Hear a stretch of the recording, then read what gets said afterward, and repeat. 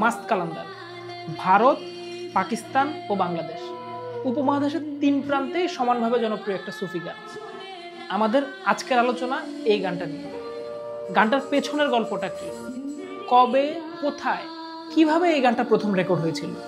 পাকিস্তানের সিন্ধু অঞ্চলের শেওয়ান শরীফ এলাকাটা সুফি আর দরবেশদের মিলন কেন্দ্র হিসেবে পরিচিত। এখানেই আছে এই গানের প্রোটাগনিস্ট সুফি শাহবাজ কালান্দারের নাম।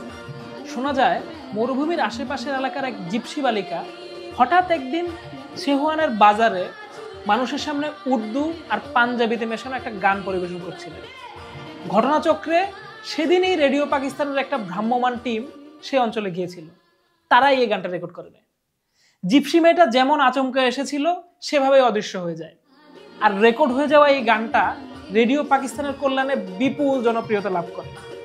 সময়ের স্রোতে এই গান সীমান্ত পেরিয়ে ভারতের পাঞ্জাব, দিল্লি, উত্তরপ্রদেশ, এমনকি পশ্চিমবঙ্গ ও বাংলাদেশে ছড়িয়ে পড়ে।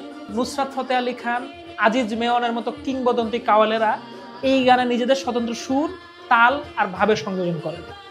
পাকিস্তানের সাবেরি ব্রাদার্স, বাংলাদেশের রুনা লায়লা, ভারতে কৈলাস খেরের মতো অজস্র শিল্পী বিভিন্ন সময়ে এই গান গেয়েছেন।